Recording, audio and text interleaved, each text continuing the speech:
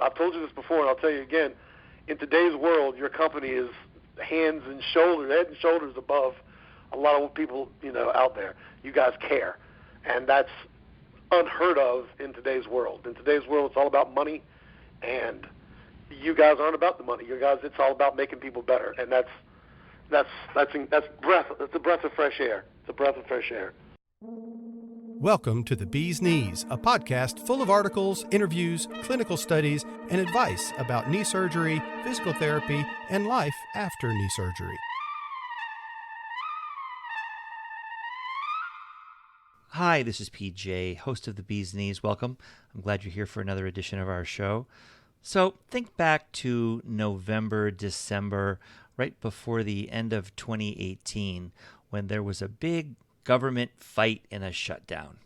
For most of us, that's ancient history. We've all moved on with our lives and our pursuits. But for Carrie Lowry, my guest today, that was a momentous occasion.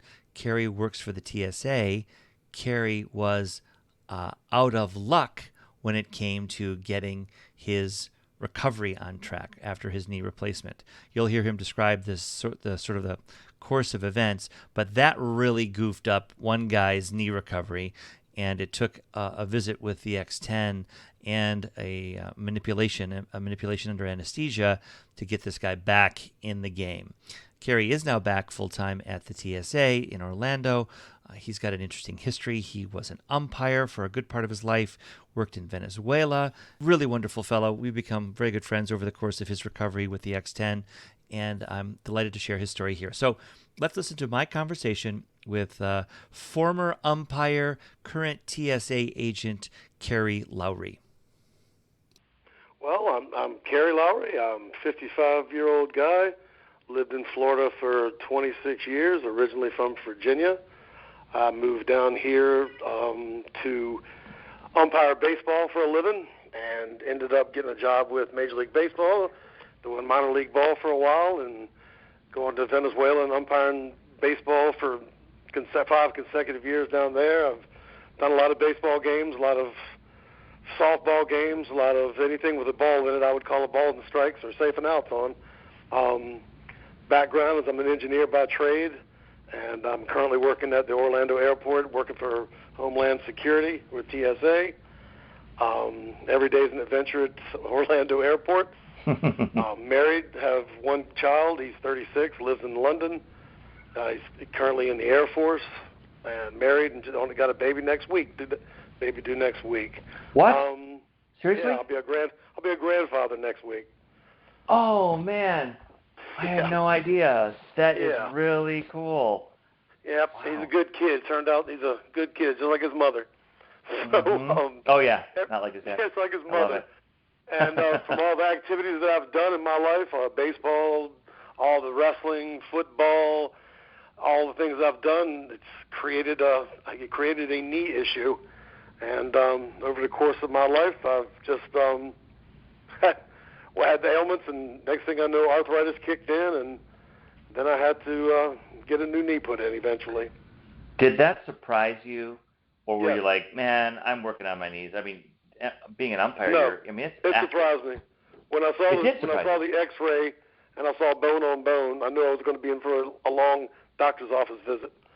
And when he came back with knee replacement, I was completely shocked. I was utterly shocked. That was the furthest thing from my mind. I thought maybe I'd get a cortisone shot, put a Band-Aid on the situation to ride it on out for a little while, but that was not the case at all. So you didn't go through those steps of shots, injections, things to put it up? It wasn't offered to me. He said it's bone on bone. I could physically see it, and I could definitely feel it every day. So it wasn't getting any better. Probably it was getting worse. I mean, I went from shoe to shoe to different lotions to anything I could possibly do to put on my knee to alleviate the pain, but to no avail. It didn't help at all. So. Did it creep up on you, this need for this appointment, or did you put it off, or I blew it off over for the about years 4 months. Before that, about 4 or 5 months, I kind of blew it off. Okay. And I started like in May of last year, and then I ended up having the knee replacement in November. So I blew it off as long as I could. But what about going up to May? What about going up to May? Like, was it like a year or two before the May appointment where you're like, man, I got to go see somebody? Well, yeah. I mean, I would continuously take aspirin and Tylenol or whatever kind of thing that would alleviate the pain during the course of my day at work, because with what I do at work, we're bending, twisting up. I'm on the plane. I'm under the plane. I'm patting people down. I'm moving bags. We're always constantly moving. So, it was kind of difficult to do the job, with the conditions I was dealing with. So something had to change. Something definitely had to change. As you look back, do you think it was all the sports that kind of got you? I think it didn't hurt, and I might be a little bit overweight now. That might have something to do with it, but that's what everybody seems to think. I mean, the doctor told me the same thing. I mean, I've been doing baseball and athletics since I was like 6, 7 years old, so it's it's taking its toll on me eventually. So I know the left knee is going to go eventually sometime. So, with your right knee, were there previous surgeries? Was there any injury? No, none. No, nothing. Okay. So there wasn't any reason for it to be worse than the other, just sort of fate. It's crazy. It's crazy. I mean, the left knee looks fine on the X-ray, and the right knee was nothing but bone on bone. Live and learn. Yeah, right. Well, and that's kind of what we do these calls is so how can we learn from everyone else's experience? So you go in May of 2018, about a year ago, and you find out you need to go forward with the surgery, but you put it off for 4 or 5 months. You then go forward in November. Well, how about this? How did you pick your surgeon? Was that a process, or did you just find the right guy pretty quickly? Or? Well, in my earlier life, I worked corrections, and I had a finger that had got somewhat taken off in a door dealing with an inmate, and the doctor that did the surgery, they did a fantastic job. So I said, well, you know what? If they could work on my finger, they could work on my knee.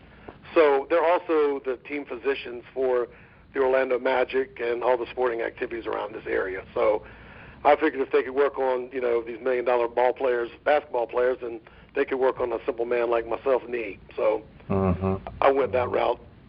What's the name of the practice?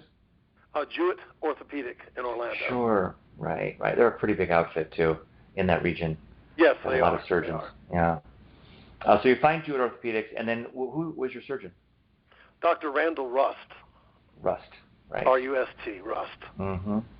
So you find Dr. Rust, you decide to go forward, you have the surgery. How long were you in the hospital? I was only in the hospital a day and a half. Okay. A day and a half, and then I came out.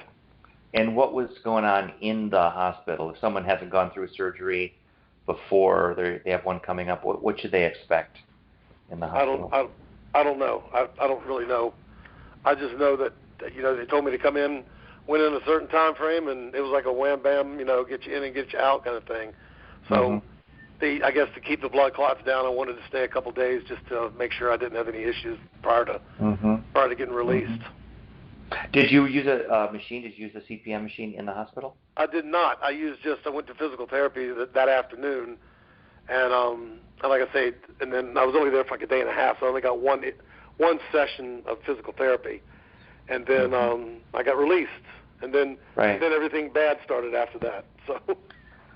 Well, all right. Let's kind of go into that. What do you mean by everything? Well, bad? What had happened was I got released, and I went home, and I live in the country, in between. I live in between Melbourne, Florida, and Kissimmee and Orlando. I'm in the country, so nobody would come out and do physical therapy for where I lived. So for 2.5 to 3 weeks, I didn't get no physical therapy other than what I was doing at home, which wasn't much because I was kind of incapacitated for a couple days. So I forced myself to drive with 2 feet, and I ended up going to the physical therapist maybe roughly about 3 weeks after I'd had the surgery done. And I did physical therapy for about 3 weeks, and like I said earlier, I worked for the government, and we had shut down in December for 37 days. So my choices were physical therapy or food. So I chose food. So physical therapy stopped when we got not laid off but furloughed. So I just didn't get physical therapy like I needed it. So out of a 3-month window of before I went back to work, I only had physical therapy for 3 weeks. So I don't want to simplify things because it could be that there were other compromising factors, but it seems kind of obvious. I'm pretty sure it was. That's 95% of what's going on, and then with that, like scar tissue builds up, and then as well as I do, once that's been created, it's very difficult to change. So with that comes you guys. That's when you guys came into my life. I started doing a lot of research into various types of machines, and from what I saw on the internet, you guys were like head and shoulders above everybody else from what I saw. But with that came a little skepticism, because you can see things, but to physically, I'm a hands-on individual, and to see things on the internet and read about testimonials and things like that, for what I do for a living, I don't believe anybody until I can actually see it, touch it, and feel it, kind of thing. So anyway, but after talking to you and some of your colleagues, it was really nice. It kind of opened my eyes that that this is probably going to be an opportunity, and I'm glad I did it.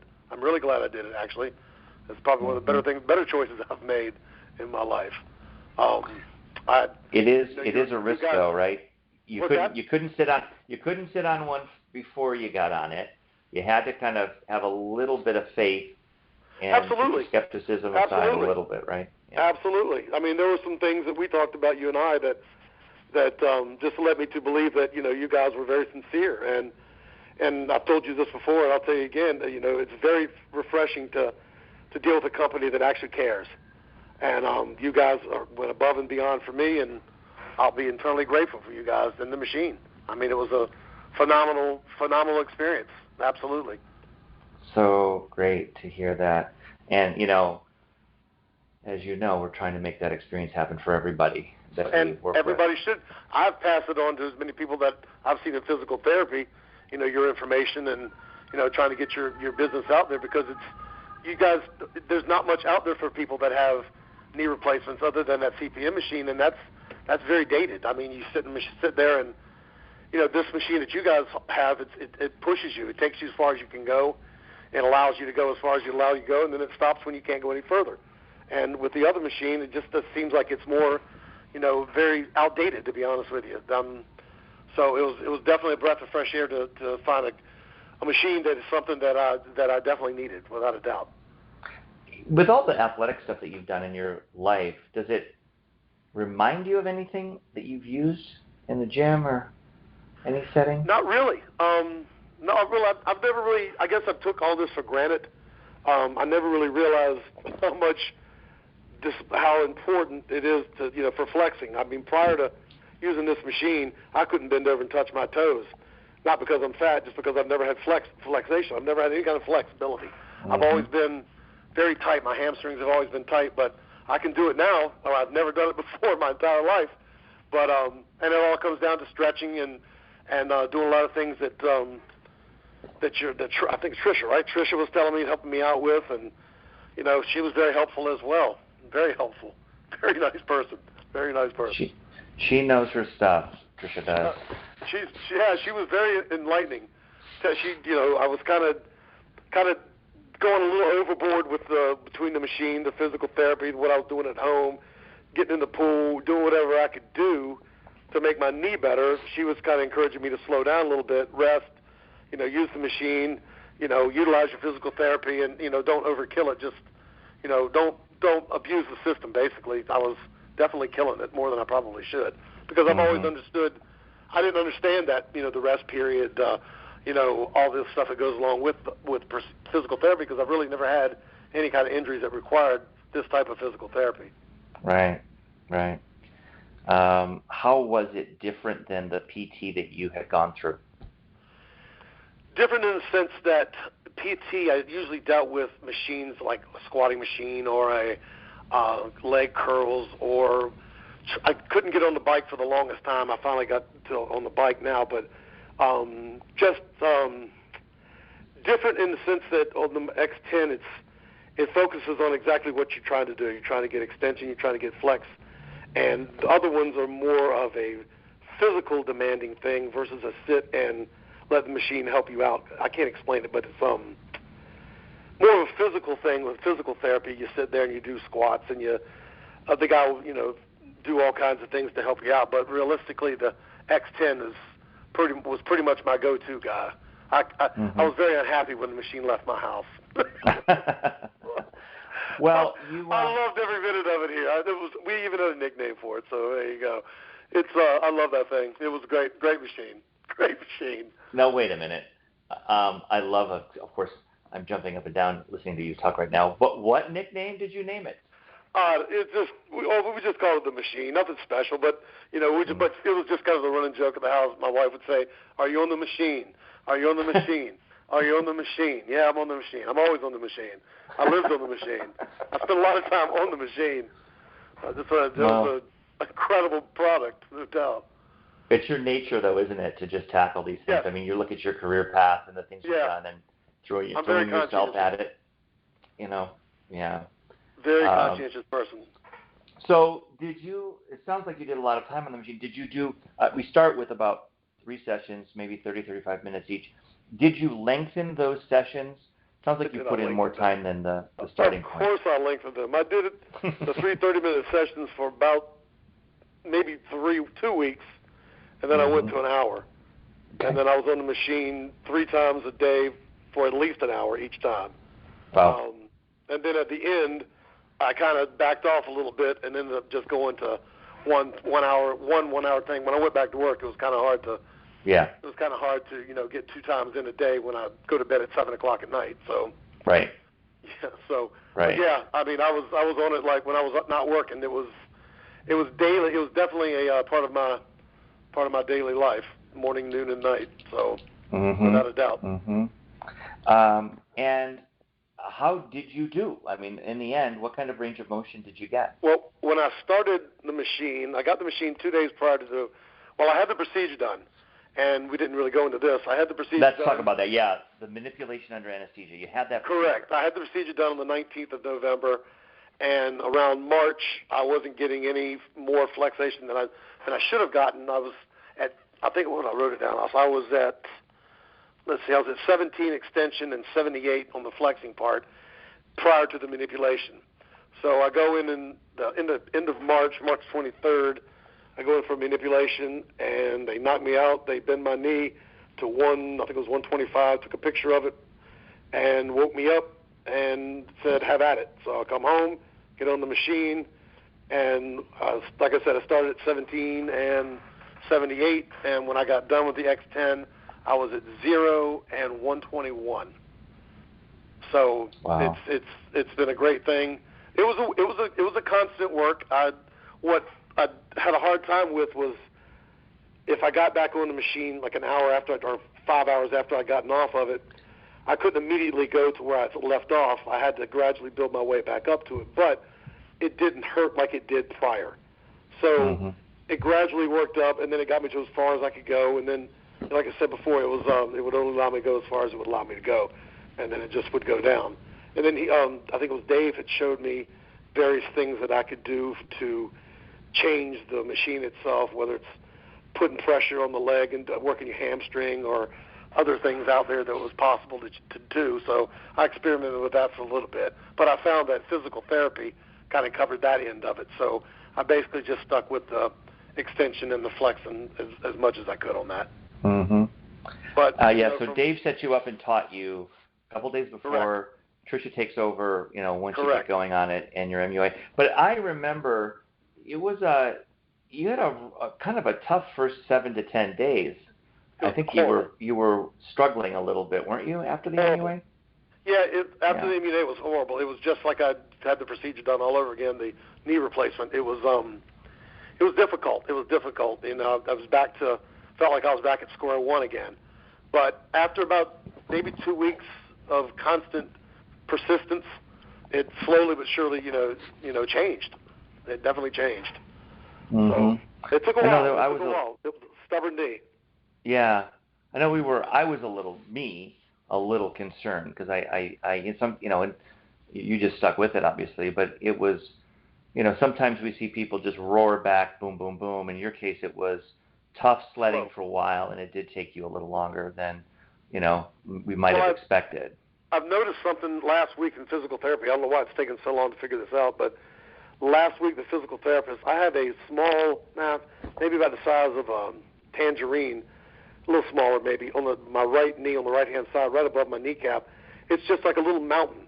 And I'm assuming it's scar tissue. So she started working that area with a little itty-bitty machine, not a machine, a little handheld device, just going back and forth.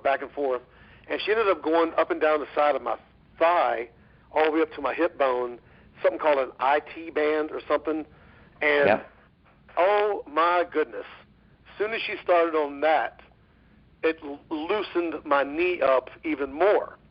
Mm-hmm. So over the course of maybe a week and a half ago or so, it has gotten better and better due to the fact of her working that leg out, me working it out now having an idea that was some of the problem that was not allowing me to bend it as much as I would like. So, she did it the first day, and I thought I was going to cry when it was all over with. It was horrible. But, it's all for the good. It's all trying to help me out. So for the last, every other day I've been massaging the area, and it's very tender, but it seems to be a lot less tight than it was prior. So small steps. I'm going to take your lead on that, Carrie, and I'm going to, in the show notes for this interview that we're doing, I'm going to do a little thing on the IT band, because I think this is not the first time I've heard that as a factor in getting the bend right. And sometimes it's incredible, people have said, PJ. Yeah. I mean, in your case, she said to me, right? she said, I'm going to try something different today. And I said, okay, what possibly do you guys be doing? She said, roll over on your side. And I said, here we go. And then she started messing with this side of my leg, and I thought I was going to fall. It was horrible. I mean, she hit that, all the way up to my hip, down, all the way down. It was crazy. And she did it for about 10 minutes, and it was so sore. So when I went back 2 days later, she did it again, and it was not any better. And then it wasn't any better. So then I go back and saw another gentleman, another physical therapist, and same guy, same company, different guy, and he did something a little different, but it was the same. He used his fingers because he was a little stronger than she was, and he worked that IT band all the way up and down. So that seems to have helped a lot, a whole lot. So I'm going to physical therapy tomorrow, and I can't wait to get more pain done. I can't wait. I'm looking forward to it. I mean, so you go to physical therapy, and I leave out physical therapy, I'm soaking wet because I'm there for a purpose. I'm there to get better, and I got to get better by doing things. A lot of people over there, they have different plans. Some of them are there for a social event. Some of them are there to get exercise. But I'm there to work it out. I'm there to work my knee out. I've said earlier that there was a lady beside me the other day who she was probably late 60s, and she had both her knees done 2.5 months ago, and she looked like she had never had anything done. So I gave her some information about the X10. So, I told her if you needed any help, you guys are the people. So, it's physical therapy. This IT band was absolutely it's crazy. It's crazy. I was wondering why my leg was so tight, but now I know. Now I know. Right. So, you got certainly a working range of motion, 121. Absolutely. You're still working on it. Are you doing, you've always been pretty strong. Did you have to regain some strength after the surgery as well? Maybe a little bit. More stamina than anything else. Right. You're on your feet all day. Yeah. More stamina than anything else. And how has work been now? Are you still feeling the effects of all of this? Well, tomorrow I'll go to the doctor, and I'm going to get taken off of light duty and placed on regular work. So I'll be able to know that a little bit more later. I've been on light duty since I've been back. I've been on light duty since November. So I've had a kind of a cushiony gig the last few months, but that all comes to an end on Thursday. So, which is fine. I'm ready for it. I enjoy working. I'm pretty go-getter kind of guy. I'm a little nervous about how I'm going to be when I have to bend the knee and go down and do pat downs and things like that. But every day, one day at a time. I'll get better. It'll eventually heal for me. So I'll be okay. Yeah. I'll be okay. All right. I want to ask you a little bit about a couple other things, but let's finish the PT X10 side of it. Anything you want to say about just recovery in general and advising the next people that listen to this, or maybe having a trouble of their own and they're trying to figure out some answers? Don't give up. Keep doing it. Don't give up. Just keep doing it. it's persistence. It's all about persistence. You know, what I tried to do was, Trish had kind of told me that, you know, when you get there and you're doing it, and let's say you're at 110 and you want to get 112, you know, if you go to 110, hit your peak, and then go back down to 109, 108, and then come back, and if you can get it at least once, try to get it, and then, you know, obviously you're not going to be comfortable there, but just kind of hit a peak, come back down, and like in my case, let's say I hit 121, 122, and then I'd come back and consistently hit 117, 116, where it didn't hurt. Well, you know, I wasn't uncomfortable. I was dealing with it. You know, I got to 121, 123, 125. It started hurting. So, I mean, I would just be persistent. Be persistent. Don't give up. It's going to get better. Every day is better than yesterday. So, just be persistent. Just you know, it'll all work itself out. Have faith. Keep going. You know, it's a very, very slow process. I completely underestimated the procedure. I've had 10 total surgeries in my life, and this was by far one of the hardest ones I've had to deal with. So there's no doubt. But be persistent with physical therapy.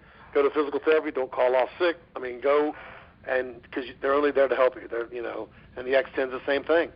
You know, it's there. It's you know, you get it for a reason. You get it to rent it and to get as much out of it as it allows you to give. So I'm like I've told you before. You know, everything from the fact of, you know, where you went to school and your dad and where my aunt and uncle are at, and, you know, I just knew that we were going to be pretty good friends since then. And, you know, I've told you this before, and I'll tell you again, in today's world, your company is head and shoulders above a lot of people, you know, out there. You guys care. And that's unheard of in today's world. In today's world, it's all about money, and you guys aren't about the money. You guys, it's all about making people better, and that's breath. It's a breath of fresh air. It's a breath of fresh air, without a doubt. Wow. So great to hear, and I just love hearing it. But I know that is our mission, and we're growing. We're doing, you know, expanding and all kinds of wonderful business things, right? But I think we recognized long ago that it's going to be a referral from a patient and a good experience and a good recovery. That's going to be how you expand and grow. That's definitely the ticket for you guys, for sure. From my end, I'll send as many people as I can to you guys, because I know now how it works. I know that it's a good machine. It's a good product. It's definitely head and shoulders above everything else out there in the world right now. So from what I've read, and I've done a lot of reading. So wow. I'm internally grateful, that's for sure. No doubt. Awesome. All right, let's leave knees for a second, and I just had a couple more questions, because you have two, I think you've had many, but you have two really interesting career paths for me that I was just kind of curious about. How did you get into umping, and what was that like? Well, I was married with my first wife, and like I said, I'm an engineer by trade. So I just started umpiring games. I started doing Little League, T-ball, and got really bored with that. So I ended up going up, you know, moving up the ladder and doing, you know, high school kids, and then ended up doing college, and you know, went to school, got a job, and just started. I got lucky enough. I was very lucky that I was at the right place at the right time, and I guess I found my niche, and you know, one thing led to another, and I ended up getting a job with baseball, and just, you know, started doing baseball.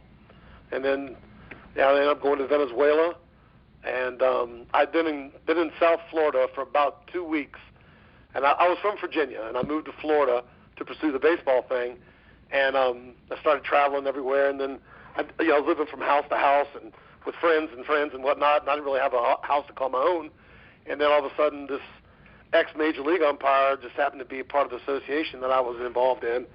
He came to watch me do a game, and I guess he liked what he saw, so he offered me a chance to go to Venezuela.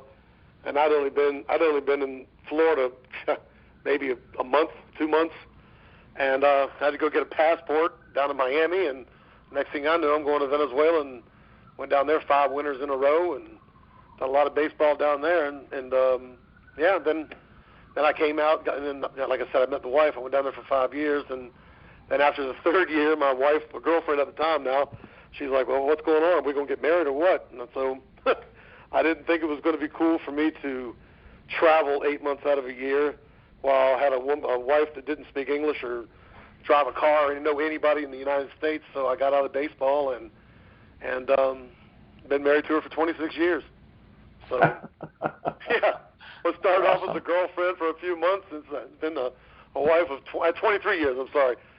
We just celebrated our anniversary on Friday, the 17th. So, yeah, 23 years married, 26 years together. So that's how I got baseball. Then when I was married, I started doing, kept doing the, not professionally, but I was doing, various things here, semi-pro leagues here, and then I started picking up softball and making a part-time job. So, yeah, many baseball games later and softball games and anything else that had a ball in it, I was officiating. So that's how I got involved with baseball. It was crazy. And do you officiate anything nowadays, or will you again? I'm not with the D and all. I backed off, but I do have the itch. And if I go back to doing any baseball, it'll probably be SEC college ball. That's probably what I'll end up doing. There's people down here that I have a few contacts, and I could get back into it, anytime I want, I'm sure.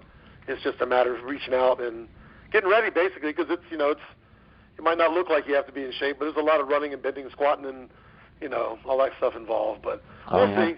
I'm 55 now, so we'll see how it works out. I wouldn't mind doing some SEC ball. It's it's good baseball. It's very good baseball, actually. So yeah, that was my baseball thing. So. And how about with Homeland Security? How did that all happen?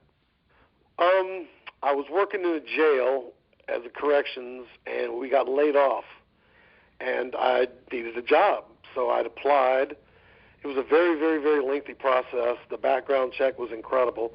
They asked me all the places I had lived, and being an umpire, I'd lived in quite a few places, so I had to do as much as I could. And once the background cleared and everything, I just was lucky enough to get on with those guys, and been with those guys for August will be 7 years now. So wow, it's been a good ride. It's been a good run. Wow. I enjoy what I do. Do you? Why? What's fun about working at the airport and doing that? Well, the fun thing about it is, we deal with people. I'm a people person all day, every day, and it's nice to we're trying to make people safe to fly. A lot of people don't realize what we're trying to do. From their perspective, we're taking their water or taking their baby's water or taking something from them. But in reality of it is, we're just trying to make the place safe, trying to make the airport safe, the airplane safe. Whether it's going on an airplane and inspecting it prior to everybody that flies on it, to talking to people who are maybe red flagged before they get on a flight and making sure they're not misbehaving before they get on a plane. But that's I enjoy the people I work with. Like I say, I'm a public person. I enjoy speaking to people, and I enjoy the fact that, like I said, we're trying to keep everybody safe. And knock on wood, we've been pretty lucky. A lot of crazy things happen at this airport. Yeah. But yeah. I can tell you a story about that. But for the most part, that's why I do what I do. If I didn't like being there, I would find another job. So I enjoy it very much so. Well, I'll tell you what, man. Honestly, we've really been grateful to have you, that you found us, and that to have you as a patient. Pleasure's all mine. Believe me, you have helped me out. Like I told you, I cannot get over how nice you guys are and how incredibly good this machine was. No doubt. Wow. Awesome. Well, Kerry, absolutely. Thank you, man. Thanks for the interview, for one thing, and just keep working on that knee, and I'm just delighted that we had a chance to sit and talk.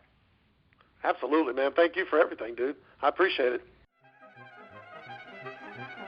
To learn more, visit x10therapy.com, 1-855-910-5633. Just a reminder, it's a huge help if you subscribe to, rate, and review our podcast. It helps people find us. X10, back to full strength.